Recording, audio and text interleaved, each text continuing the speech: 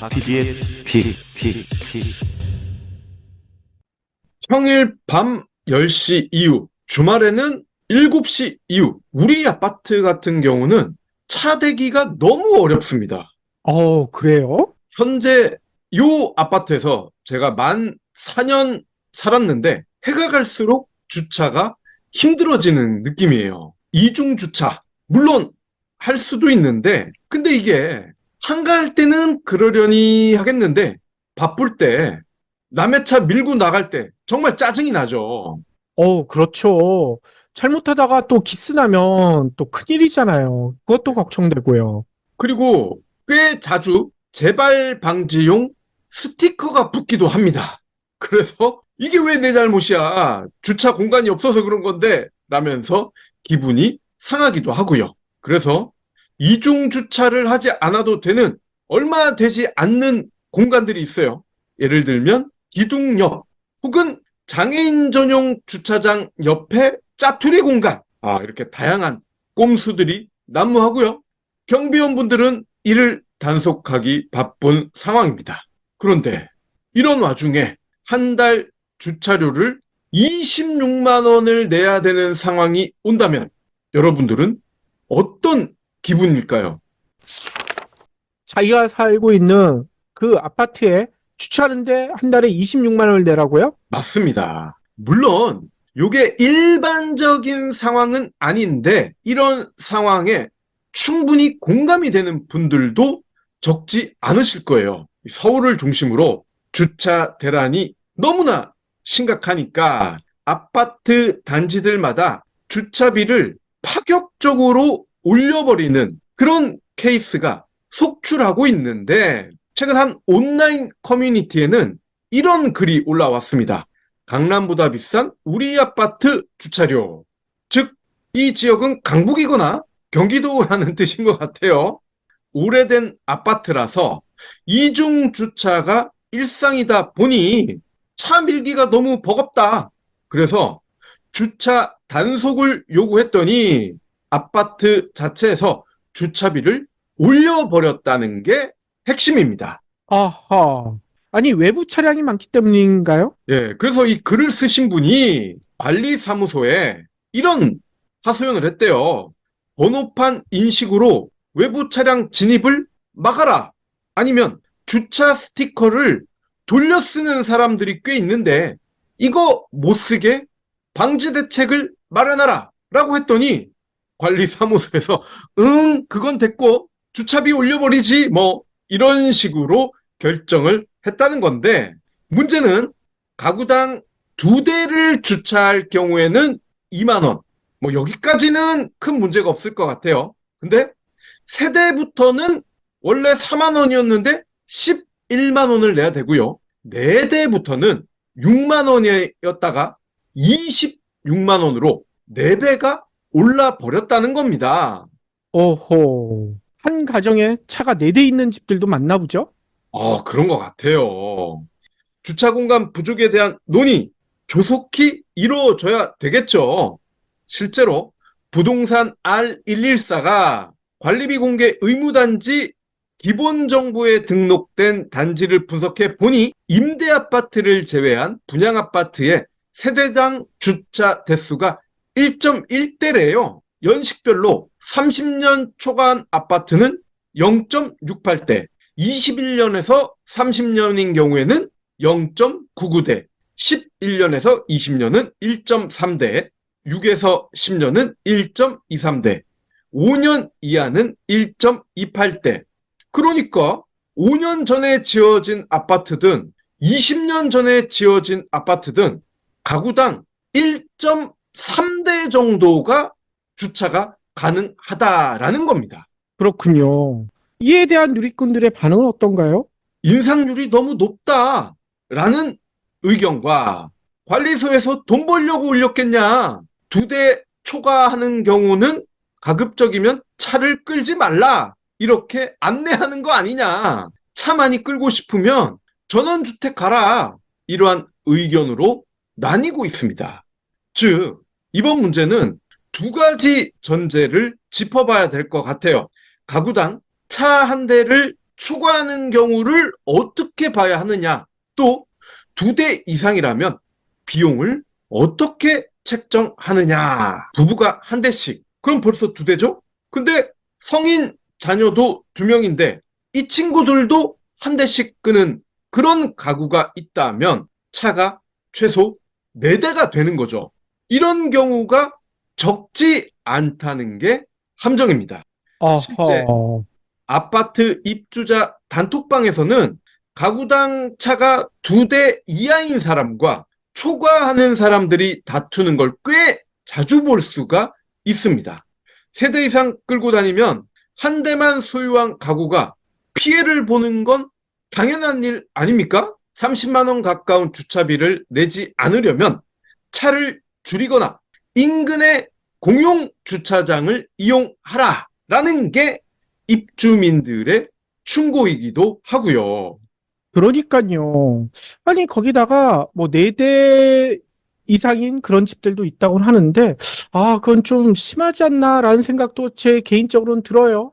물론 필요가 있어서 학교나 직장들이 다 멀기 때문에 4대를 몰 수밖에 없다라고 얘기할 수도 있지만, 그럴 때는 대중교통 이용하는 게 훨씬 낫지 않을까. 그리고 카풀을 한다던가 여러 가지 다른 방법이 있을 수도 있는데, 한 집에서 4대까지 몰고 있다는 것은 조금, 예, 문제가 있지 않나, 이런 생각도 많이 드네요.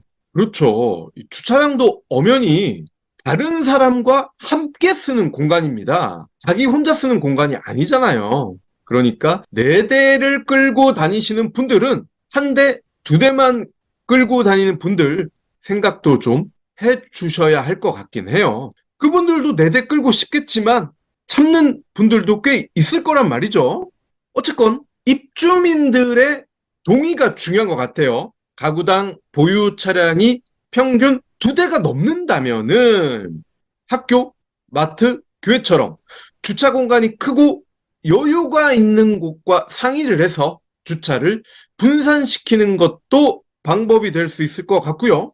중요한 건 3대에 11만 원, 4대에 26만 원이라는 돈을 다달이 내야 한다는 겁니다.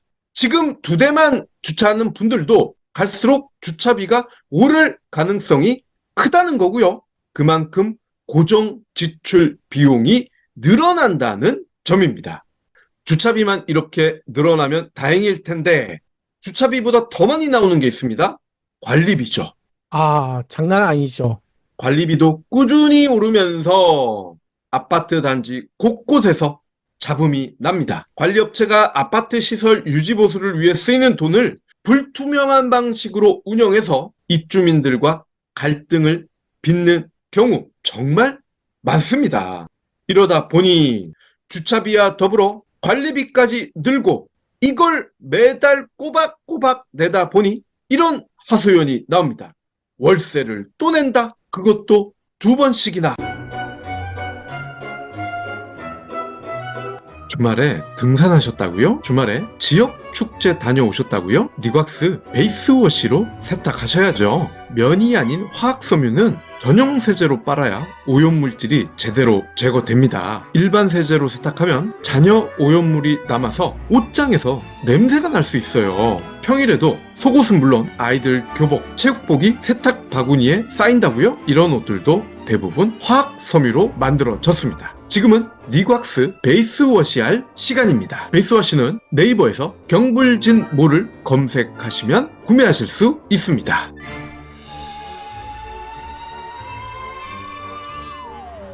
아파트 관리비는 입주자 대표회의에서 정합니다. 공동주택관리법에 따르면 공용시설물 이용료 부과 기준은 입주자 대표회에서 구성원 과반수의 찬성으로 의결할 수가 있습니다. 그래서 요즘은 엘리베이터를 타게 되면 입주자 대표회의에서 결정한 그런 것들이 몇 프로가 찬성했다, 몇 명이 참석했다, 뭐 이런 식으로 A4 용지에 붙어져 있죠. 최근에는 아파트 커뮤니티 시설의 대형화, 고급화로 관리비 부담이 급증하고 있다고 하네요. 커뮤니티 시설에 필요한 전기, 수도, 직원 인건비, 시설 유지, 보수비 이런 걸 입주민들이 공동으로 부담을 하다 보니 시설 규모가 커질수록 좋아질수록 관리비 부담도 증가하는 겁니다. 그러니까요. 아니, 일부 고급 아파트 같은 경우에는 수영장까지 있는 데들도 있잖아요. 이 수영장 관리비 가지고 내부 분란도 꽤 많이 있다고 하더라고요. 난 수영장 쓰지 않는데 내가 왜 그걸 내야 돼? 이런 사람들이 분명히 있다는 거죠. 그렇죠. 공동주택 관리비, 크게 공용관리비, 개별사용료, 장기수선 충당금으로 나뉘는데 공용관리비는 청소비, 소득비, 경비비, 승강비, 유지비 등입니다. 위탁관리 수수료도 공용관리비로 부과가 되고요. 개별사용료는 난방, 급탕, 전기료 이런 걸 말하겠죠? 입주자 대표회의 운영비도 개별 사용료에 포함이 됩니다. 주택거주자 10명 중 7명 내가 내는 관리비 비싸다라고 생각을 하고 있더라고요. 그리고 거주자 10명 중 4명 이상은 월 관리비로 최소 20만 원을 넘게 부담하는 것으로 조사가 됐단 말이죠. 그렇군요. 아니, 실제로 내고 있는 금액은 어느 정도 수준인가요? 10만 원에서 20만 원을 낸다. 35.9%였고요. 20만 원에서 30만 원. 31%. 근데 요 조사는 직방 앱 이용자를 대상으로 했단 말이죠. 근데 직방 앱은 아무래도 아파트보다는 원룸이나 빌라를 쓰시는 분들이 많기 때문에 요 점은 감안을 해 주셔야 될 것 같습니다. 중요한 건 응답자의 75%가 내가 내는 관리비가 비싸다라고 답을 했다는 겁니다. 자, 그럼 관리비 도대체 그 규모가 얼마나 될까? 내가 20만 원, 30만 원 내기 때문에 그거 뭐 얼마나 되겠어? 라고 하실 수도 있지만요. 작년 기준으로 무려 25조 원입니다. 와, 상당히 많네요. 더 놀라운 건 단지 기준으로 한 업체가 70% 이상을 점유하는 이 정도면 거의 독점 시장 아닙니까? 그렇기 때문에 정부는 관리비 투명성을 높이기 위해 공개 대상을 확대하고 있지만 여전히 깜깜이다. 이런 지적이 나옵니다. 지난해 공개단지의 관리비 총액 24조 9천억으로 집계가 됐고요. 현재 1,090만 가구가 관리비를 공개하고 있습니다. 그러니까 공개하지 않는 곳까지 합치면 금액은 물론이고 부담도 더 클 겁니다. 올해는 26조 원이 될 것으로 추측이 되고요. 이렇게 관리비 시장 규모 계속 커지고 있지만 앞서 말씀드렸다시피 독과점이라는 게 문제입니다. 현재 대다수 아파트 단지가 전문업체에 위탁하는 위탁 관리를 하고 있는데 장철민 민주당 의원이 한국부동산원으로부터 제출받은 자료를 보면 공동주택 관리정보 시스템 관리비 공개단지 대상의 72.5% 804만 가구죠. 관리비 시스템을 A사 한 곳에서 담당하고 있더라는 겁니다. 오호. 나머지 시장은 중소규모의 전문업체 그리고 건설사들이 운영하는 계열 자회사가 맡고 있는데 대형 건설사 중에서는 대우, GS가 위탁관리 업체를 자회사로 둬서 거기에서 관리를 맡고 있지만 그래도 20%가 채 안 된다는 겁니다. 전체 시장에. 한 업체가 독과점을 한다는 건 물론 그 회사가 일을 잘해서 그럴 수도 있고 다른 회사에 비해서 비용이 덜 들어서 그럴 수도 있지만 물이 고이게 되면 썩게 마련 아닙니까? 아파트 관리 업무를 맡았던 한 지인이 들려줬던 이야기가 갑자기 기억이 나더라고요. 그분이 이런 질문을 하셨습니다. 장기수선 충당금 왜 아파트마다 다를까?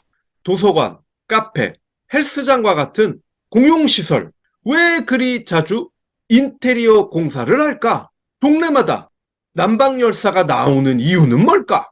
한 아파트에서 10년 넘게 일하는 관리소장은 왜 드물까?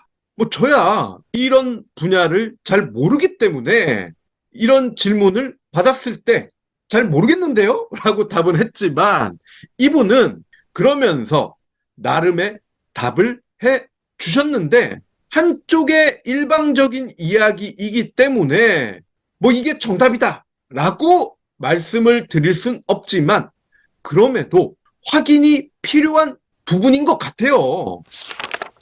요즘은 이렇게 관리비 조금이라도 아껴보자라고 해서 관리비 덜어주는 신용카드도 인기더라고요. 아, 그런 게 있군요. 롯데의 로카 365, 하나카드의 에너지 더블, 신한카드의 미스터 라이프 이런 것들이 있는데 전월 실적이 50만 원 이상이면 관리비, 공과금 뭐 이런 식으로 해가지고 각 항목마다 10% 5천 원까지 깎아주고 최대 월 3만 5천 원까지 빼준다고 하네요. 자, 근데 중요한 건 적지 않은 주차비, 관리비, 제2의 월세 매달 내면서 왜 우리는 아파트를 고집할까? 물론 아파트 살면 일반 주택보다 편합니다. 하지만 편한 대신 그 대가를 우리가 이런 식으로 치르는 건 아닌지 오늘 한번 고민해 봐야 될 것 같아요. 그러니까요. 관리비에 관련돼 가지고 여러 가지 민원들 많이 나오고 있고 이거에 대해서 뭐 서울시나 각 지자체에서는 관리 감독을 하겠다라고는 얘기하고 있지만 이런 민원 끊이지 않는 거 보면 여러 가지 문제점은 계속 나오는 것 같더라고요. 그리고 이런 문제점이 계속 나오는 이유는 우리가 관리비 고지서 이거 받고 얼마인지 요런 정도까지만 확인하지 세세하게 어떻게 쓰이는지 확인하시는 분들 매우 드물거든요. 이 관리비 고지서 볼 때마다 거기에 아마 책자 같은 거 저희 아파트는 그걸 나눠주거든요. 어디에 얼마를 썼다. 요거 나오는데 그거 반드시 읽어보셔야 됩니다. 예. 그리고 함정이 하나 더 있죠. 보통 많은 분들이 전달 대비 이용량, 전년 동기 대비 이용량, 뭐 요거 보시고서 큰 차이가 없으면 뭐 양호하네 라고 하면서 그냥 지나치실 거예요. 근데 중요한 건 전달, 그리고 전년 동기, 그 수치조차도 이미 부풀려졌을 가능성이 크다는 거죠. 그러니까요. 아, 그리고 박 PD가 얘기하셨으니까 요 얘기까지 알려드리면 좋을 것 같아요. 아파트 아이란 앱이 있거든요. 여기에 들어가게 되면 등록을 해놓으면 그동안에 냈던 관리비, 그리고 이번 달에 낸 관리비, 비교를 해볼 수 있게 도와줍니다. 지난달에 전기료가 얼마였는데 이번 달에는 얼마를 냈고 내가 쓴 게 많이 올라갔는지 아니면 공동 전기료가 많이 올라갔는지 이런 것들을 바로 확인할 수가 있거든요. 요 앱도 필요하시면 꼭 깔아보시고 한 번씩들 비교해 보시면 좋을 것 같아요. 아파트 아이 저희 광고 준 건 아니에요. 경불진 완주해 주셔서 감사합니다. 하트 투척, 댓글 남기기, 링크 공유, 계좌 후원 등 경불진 두 PD에게 힘을 보태주세요.